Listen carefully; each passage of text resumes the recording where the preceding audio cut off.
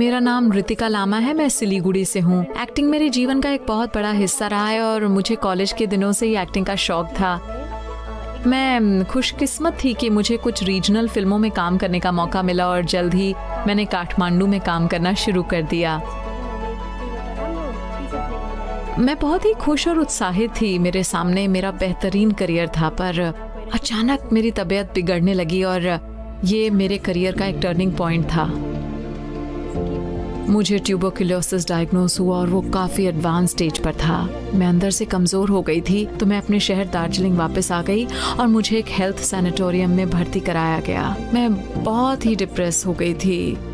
एक सफल एक्टर बनने का मेरा सपना टूटकर चकनाचूर हो गया था। इस सैनिटोरियम में विश्वासी आते थे और वो आशा का संदेश हमारे साथ शेयर करते थे। वो हमारे लिए प्रार्थना करते थे कि हम परमेश्वर में विश्वास रखें, क्योंकि चंगाई उन्हीं से मिलती है। आखिरकार जब मेरा ज़रूरी इलाज शुरू हुआ तो मुझे हर दिन 6500 mg की दवाई का डोज दिया जाता था। मेरा शरीर उस डोज को बर्दाश्त नहीं कर पाता था। ये सब एक सजा जैसा लगता था। मैंने सोचा ये दवाइयाँ खाने से तो बेहतर है कि मर जाओ। बिना दवाई के ज़्यादा से ज़्यादा मैं 2 महीने और जिंदा रहूंगी और शांति से मर जाऊंगी।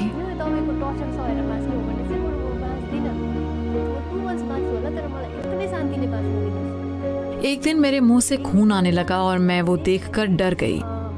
मेरे मुंह से हर 2-3 घंटे में खून आने लगता था और उस ब्लीडिंग को 3 दिनों तक कोई नहीं रोक पाया।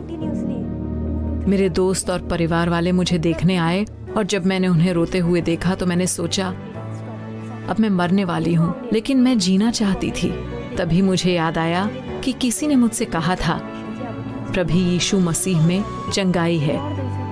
उस शाम मैं अपने सीने पर हाथ रखकर जोर से रोई और प्रभु यीशु मसीह को पुकारा कि अगर आप में छुटकारा है तो मुझे भी एक नया जीवन दो।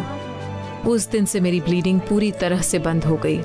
परमेश्वर की महिमा हो। फिर मेरी जिंदगी ने एक नया मोड़ ले लिया। मुझे सच जानने का मौका मिला। सैनिटोरियम में मेरी मुलाकात एक ऐसी लड़की से हुई जो विश्वासी थी और हम दोस्त बन गए। हमारे कमरे के ठीक ऊपर एक लेडी थी जो परमेश्वर का वचन सुनाया करती थी। हम रोज सुबह उनके कमरे में जाकर प्रार्थना सुनते थे। परमेश्वर के वचन ने सच में मुझसे बात की।